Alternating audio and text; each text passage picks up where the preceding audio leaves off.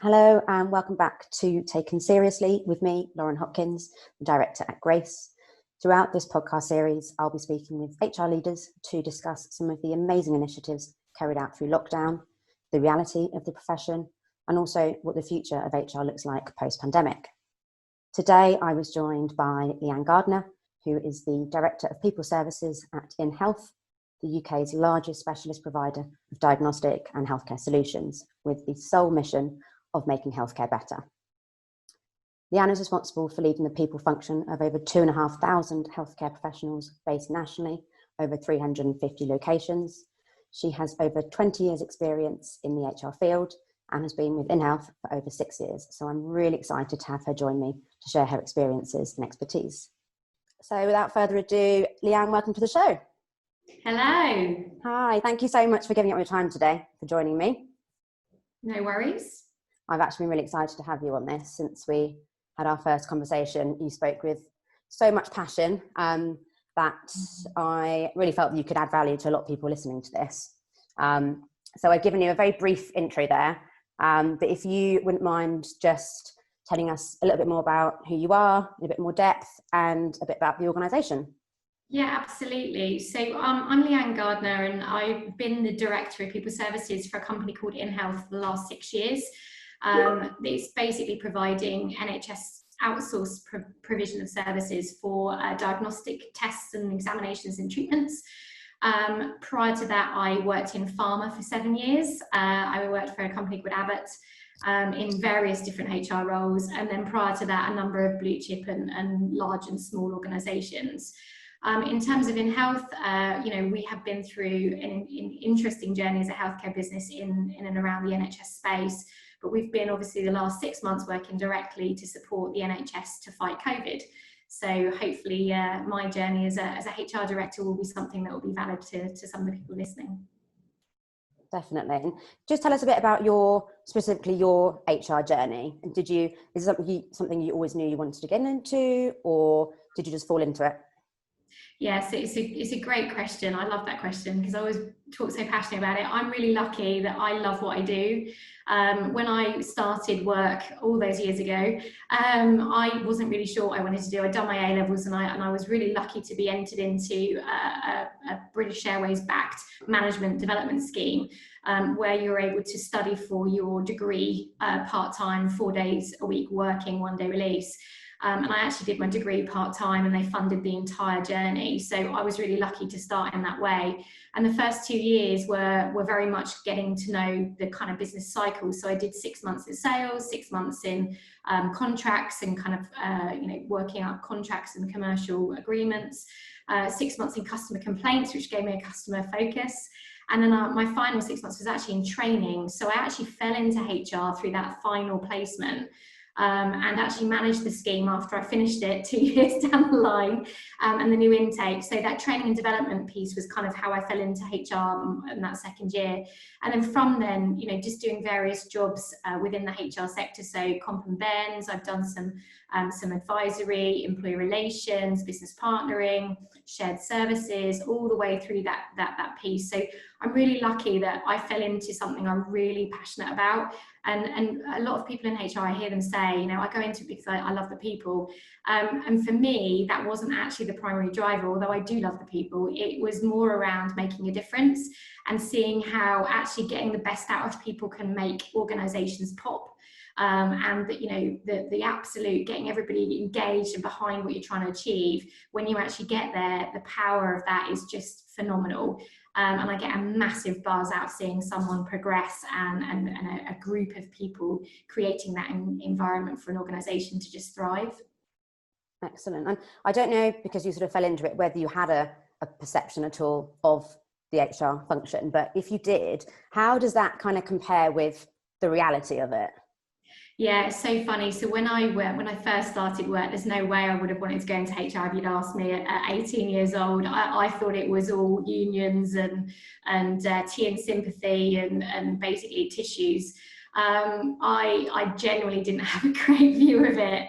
And if I think about now and where we are right now, post-COVID, I am so incredibly proud to be part of the people community and the HR community, because right now we have never had such a strong platform of which to showcase our talents and our strengths and our abilities to just make organizations just great.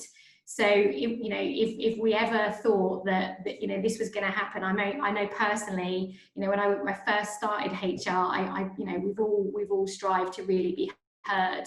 The last 6 months for us as HR professionals has just been phenomenal, and it's rocketed us, in my mind, up to the same kind of viewpoint as financial directors and financial departments and IT and all the rest of it. And it's really given us an opportunity and a platform in which to really showcase our craft and the things that go behind it. So yeah, I definitely didn't have the best perception when I went in, but oh my gosh, 20 odd years later, the people profession is just so different than what it was, I think, back then in the late 90s. So yeah, it's definitely changed.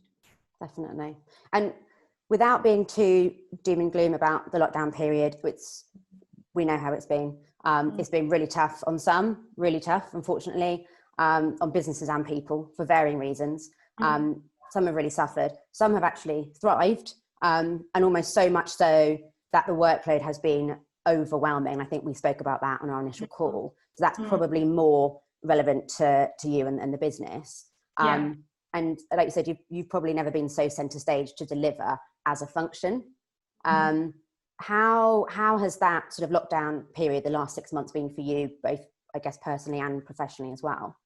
Yeah, so if I start professionally, and then I'll end on personal. But so professionally, it's been very difficult. I think the leadership behaviours and experience that leaders had in the pre-COVID world, very much stands you in good stead for doing things the way we used to do them. I think, you had face-to-face meetings, you had the ability to see people. That's just not the case now. We're having to do things we've never had to do. Guidance changes daily. I know that my HR colleagues out there who've been through this, going through government guides, pages and pages and pages of government guidance, interpreting that guidance, which has not always been really clear, and quite rightly so, because we didn't know, and nor did the government, what was going to be around the corner, and then having to adjust that to then make people strategies on the fly to accommodate that guidance and that change has just been incredibly challenging for the teams.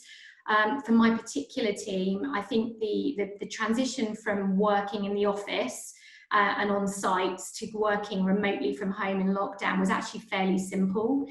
We had quite a flexible working approach previously. I've been very much showcasing that at my organisation, because I believe very much in flexible working from both sides is a good thing for engagement. So we were fairly simple to do that. The challenge we had was actually bringing everybody together and communicating regularly, because messages were just getting lost with the pace of the which we were travelling at. Even to the point where our services stood down, and it was 7 days. Our services over 7-day periods stood down, 1, 2, 3, 10, 50, 100 services, within a period of 7 working days. And that was really challenging to try and support those managers who just had never been through something like this before, reassuring them, we don't know the answers. It's okay not to know the answers. And that emotional leadership was just really critical. And so my entire team were pushed towards doing that and away from what their day jobs were. So recruitment was effectively placed on hold and frozen. So the entire recruitment and candidate experience team who look after our candidates, they were all redeployed to our operations service centre. And then we had the whole team focused on supporting our managers and staff with their queries. And that was hard because they weren't able always to give the answers. So that was quite stressful for everybody. But we immediately moved to remote discussions. So we had a touch point every Monday and Friday, even, half an hour to an hour, just to talk about how we were feeling. We had touch points in the evening on Teams. We were trying to just keep people going, to say it's okay for it to be ambiguous. It's okay for us not to know the answer. We're doing the best we can, and we just need to, this is what the message needs to be. From a personal perspective, I think the challenge has been being the face of that, if I'm honest, because I definitely found very quickly from March the 23rd I was the point of contact for everyone. It's like it almost overnight went, well, Leanne, what do we do? Well, Leanne, how do we do this? Leanne, what's the people strategy for this? What's the people strategy for shutting down services? What's the people strategy for people working from home?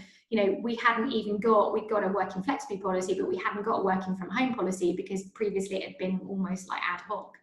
So just suddenly coming and being thrust into the limelight, and everyone, all eyes on me, was actually quite challenging. I'm not used to that. In my role, I tend to work, in the periphery and in the background. So that was quite challenging, just from a personal perspective. But from a leadership transition, the challenge was really great for me personally to be able to really work through that journey and then help others to do that. And being in it together and having almost a collaborative approach to it was just really powerful. And what's wonderful for us is we've got a really lovely women network here, and that we really came together, as well as for the entire senior management team. And one of the things we implemented, I wanted to just share with you, Lauren, is we actually implemented a daily Our People call, which I led on Teams, and actually all of the senior managers across our business, there was 40 of them in total. They would log in every single morning at 9:30, and they would listen very intently to all of the updates that I had, of which some were short, some were long.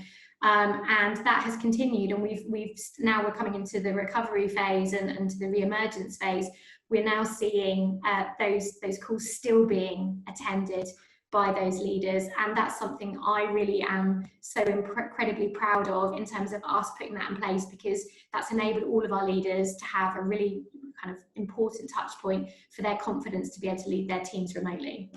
Amazing. Do you think that will be continued as we come out of this longer term? Yeah, absolutely, Lauren. It's really interesting. So yesterday I did probably the first one that was less COVID specific, even though we had changes to the guidance that came out.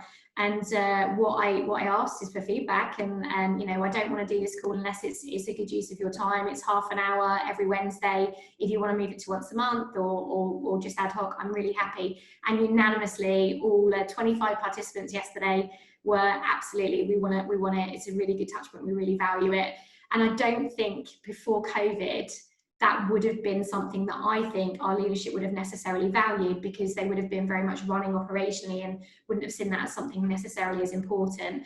And the second thing I wanted to share with you, Lauren, is about the people business reviews. We've implemented something brand new, came out of this new COVID way of working. We actually went through, monthly business reviews, very much finance people and clinical, but we actually did our first ever people business reviews last week, where all of the leaders showcased all the fantastic work they're doing in the attraction, recruitment, development and retention strategic objectives that we have. And it was fantastic to see, some of the really hard work that's been going on and share that across the different divisions. So yeah, just a couple of things I just wanted to share that have just been excellent that have come out of COVID the last 6 months.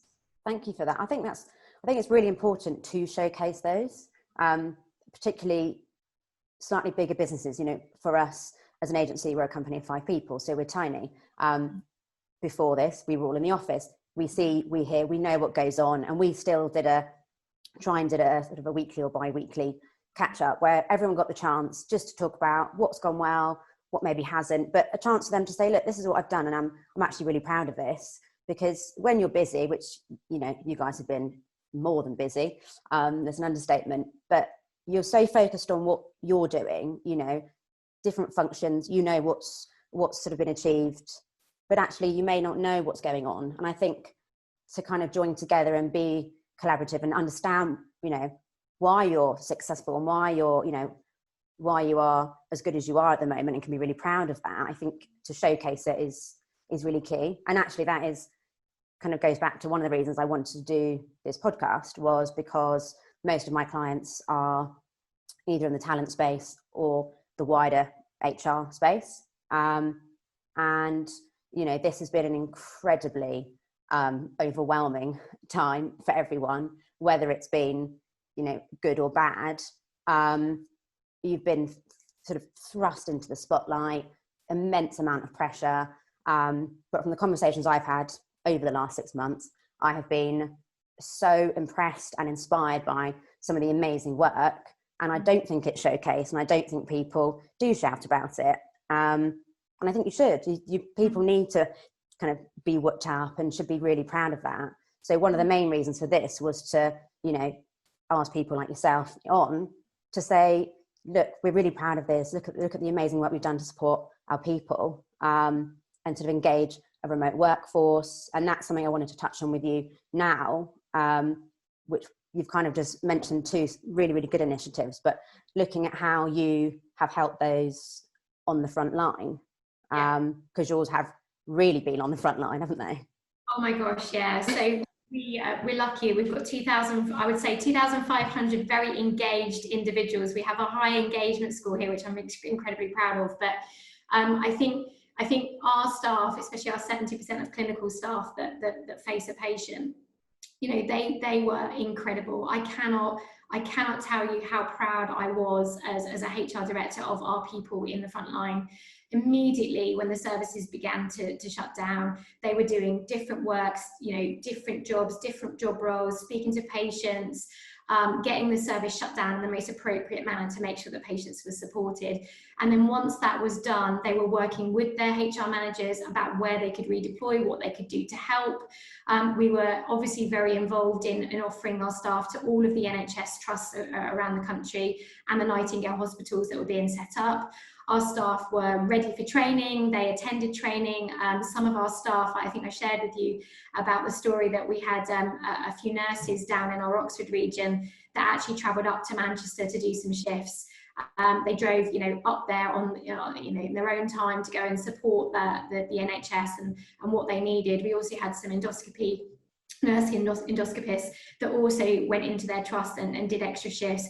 We had some radiographers that went and did night shifts in the radiology department of their local trust, just to support with the redeployment of our staff to the front line, and NHS staff to the front line. And we were just I cannot tell you, I mean, it makes my hairs go up on the back of my neck around, I get this lovely warm feeling. Our staff were just incredible, and I couldn't fault anybody in terms of how just open they were to what you need me to do, where do you need me to be.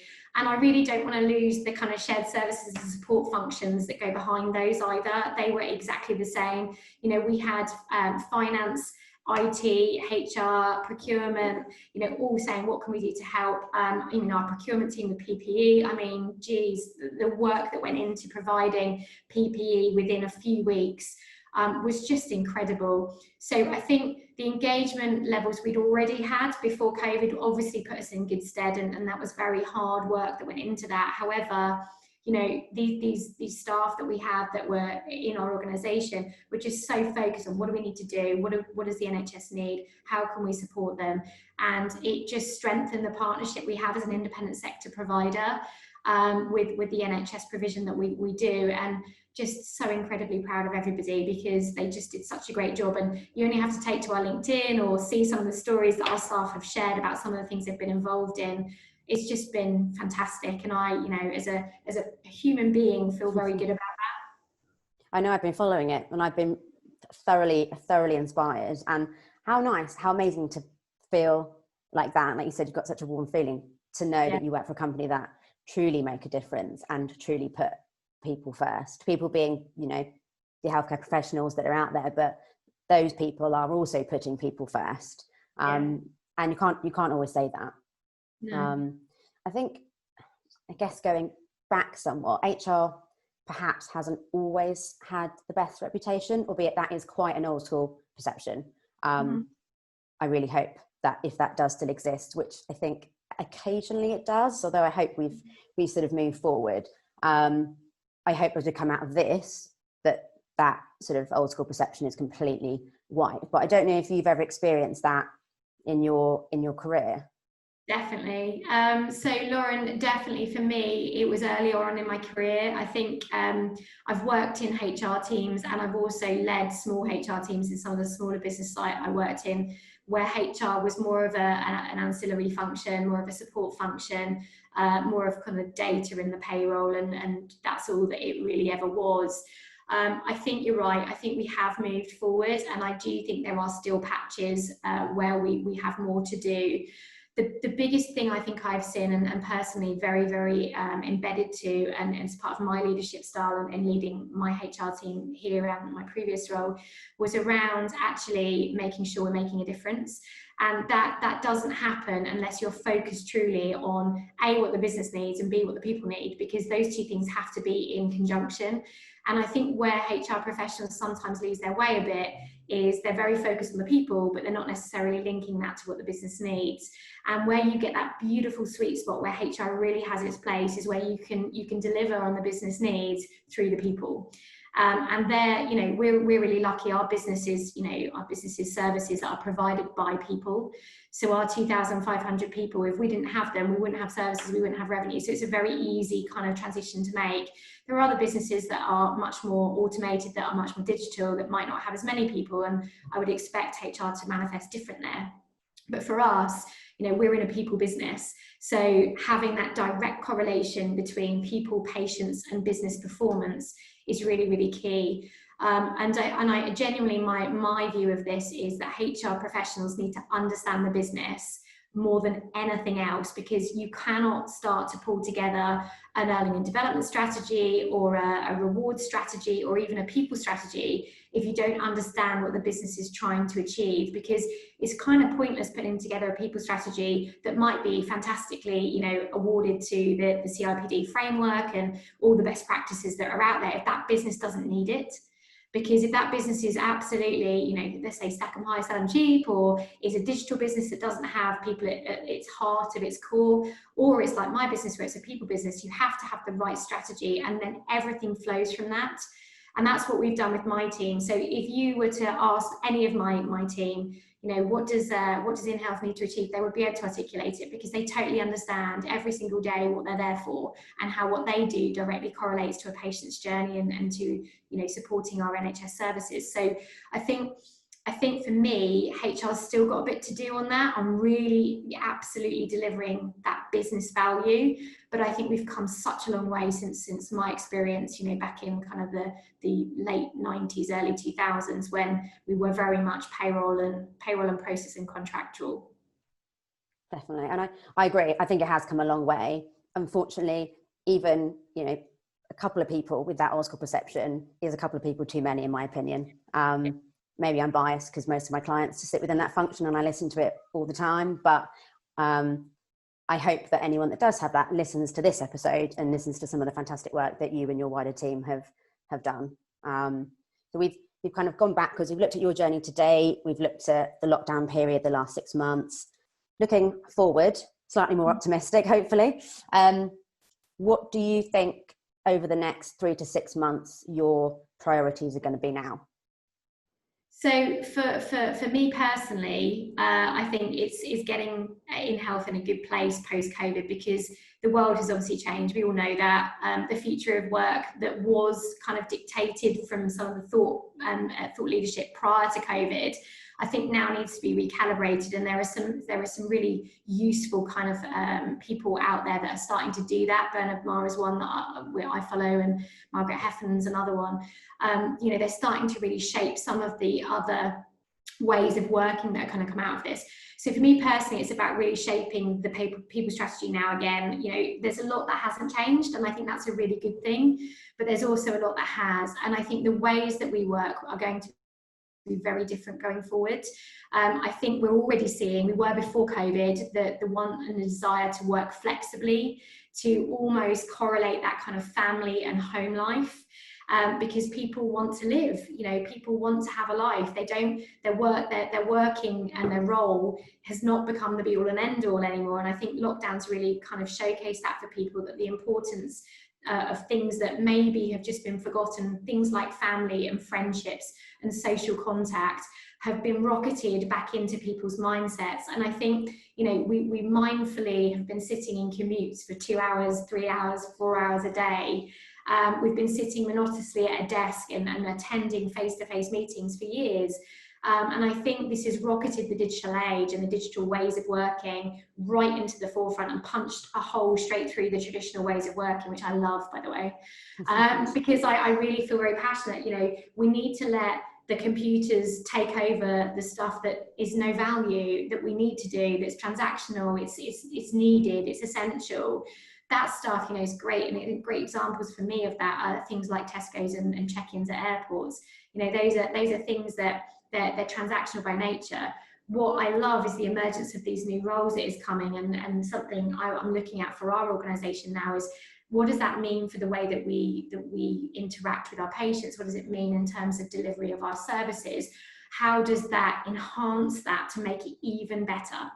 And I'm really excited about that.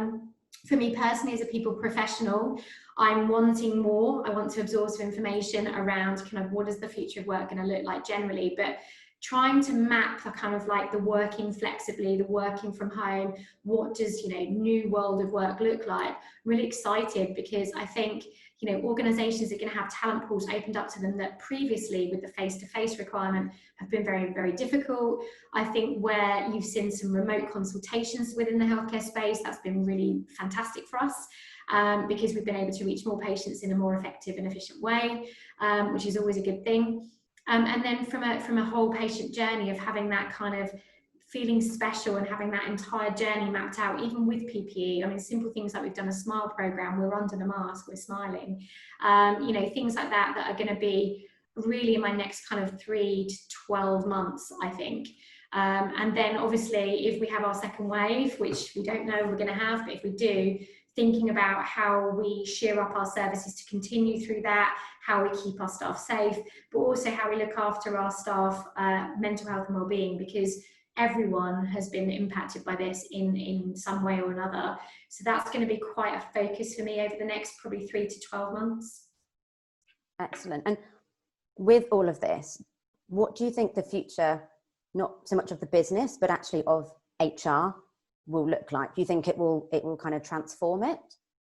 Yeah, I do. I really do. So I mean, you know, I'm very passionate about this, but I really do. I think some of the things that we've had previously not upheld as strongly as it could have been around that kind of that gut feel and that intuition and those behavioural led pieces, those softer pieces that HR professionals are just so good at.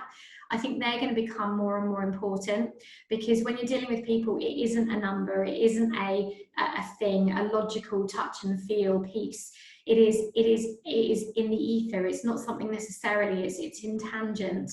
And on that basis, my view is that the HR professionals are going to be able to add more and more value by being able to navigate through that grey, ambiguous, not really logical sometimes ways of doing things. And that's in every aspect of HR. So from leadership, from behaviour, from values, from you know, speaking to people to get the most out of people, from personalised support programmes, professional development, all of those things being really targeted around that personal need and how to get the best out of that person. And that can't be one size fits all. So I can envisage a new world of work where, you know, you've got a policy that talks about just simple, you know, kind of principles of what you want to achieve. And you see this in some of the larger businesses already. And then people just being adult about it, taking accountability for themselves, but understanding how that personally might manifest differently for different people. So from a leadership and management perspective already, I'm seeing some challenges around, you know, not having a one-size-fits-all approach. So you might have to be more direct with somebody or more clear with others, or more soft and more informal with others. And I think that piece is really, for me, going to be a challenge for HR professionals to navigate, to come away from the you know, the black and whiteness of HR and into the grey, ambiguous space and embrace it, because, you know, that's where we can really add, in my mind, the most value. And on our first conversation before this, you touched on and spoke very passionately about the mentoring side of things as well. Tell me about that. So I'm really, really excited about this. So we've got a mentoring program we've just launched in our organisation that is actually pulling together people who need that kind of support and development, that kind of conversation to really open up about what some of their fears and their concerns are. So it's more around how can I progress as an individual human being, rather than what do I need to tick in a competency framework to get to the next level. And so we've placed a mentoring program in place, we're trialing it at the moment, around, you know, how we connect senior leaders with up and comings. But equally, we're also looking at it from a wider perspective. We haven't done this yet, but about how we can actually bring people through to develop into a healthcare career that maybe previously they wouldn't have even considered. So we're starting to pull together what I would call reverse mentoring, which is where the individual that's mentoring the up and coming will actually discuss, you know, how can I do this thing on social media, or how can I be better as a leader? What do you see in me? So it's reciprocated mentoring, which I just love. And I think some of our leaders are hearing some feedback in the pilot that, yeah, just interesting feedback for all of our leaders. The other thing I think from external mentoring, certainly from a HR professional perspective, you know, I talked to you about, I've been mentoring externally some individuals outside of my team in other roles in HR. And I think it's incredibly important that leaders like myself are able to bring to the forefront support for those up and comings, because I genuinely think anybody going into the HR profession now needs that in order to be successful. So I think there's a definite job we need to do as HR leaders to bring up the next generation of HR professionals, to really bring that differentiation through, from transactional HR right the way through to strategic HR. And you know, Dave Ulrich is a great example of some of the things he sees as how we can do that.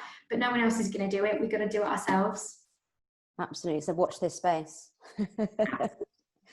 So as we, I guess, kind of draw a bit to a close and reflect back, not just on the past 6 months, what would you say you've learned about yourself? Yeah, so I think we've all done a bit of navel gazing over the last 6 months. I think I would say there were times, I think I shared this with you, where I literally had my head in my hands, just thinking, I just don't know if I can do this. I felt like I'd run out of steam. I think back in April, middle of April, I hit a wall. What I would look back on now and go is, you can do anything you want to do if you just believe you can do it. It doesn't matter if you get it wrong. It doesn't matter if you might make a mistake, but just believe that you can get there. Because for me, that was a definite moment. It was like when you hit, I mean, I run marathons, but it's like when you hit that wall in that marathon and half marathons, you know, it's around like 11 miles. You hit it and you've got two choices, fight or flight. You continue going or you give up. And I think for me personally, I think my resilience has increased tenfold from that moment in April where I just went, I just don't know if I can do this anymore. And I just smashed that wall down and just kept going. And looking back now, you know, I got to put the belief in myself. And I think if anyone listening to this has had that, you know, just know that you can do it. If you believe you can do it, you can absolutely achieve anything. Absolutely. Thank you so much. Well, I certainly don't run marathons at all, but I definitely hit that wall. I think most people have. Yeah. And I think I agree. I probably learned something very, very similar, but also it's okay, not to know all the answers. If you have, tell me how, because I don't think that's actually possible. Tell me how you did it. You know, it's okay to say, actually, I don't know. And also to ask for help, because a lot of people, probably like me, very, very proud, would never admit that. No, I'm fine. Don't need to ask for help. I'll just muddle through. And actually, what's been so great about the last few months is that so many people have been calling on, whether it's colleagues, clients, and you know, and vice versa. I've managed to, I guess, kind of develop an even stronger relationship with clients, and more on a friendship level, who've been, you know, we've sort of called on each other, and not always work-wise, but and I've been calling on, you know, and speaking with other agency owners. That would never have happened. You know, it's so competitive. The enemy, you know, that would never have happened. And it's been so nice to actually kind of open those doors, and hopefully those sort of things continue out of this as a result. Well, thank you so much. I knew this was going to be a good one. I knew it. I think that's a great place to end on, but thank you so much. I really appreciate you taking the time today, and I am confident that people will have a lot to take away from this. I really appreciate it. Thank you. I hope so. Thanks, Lauren. Thanks a lot. No problem. And thank you for listening.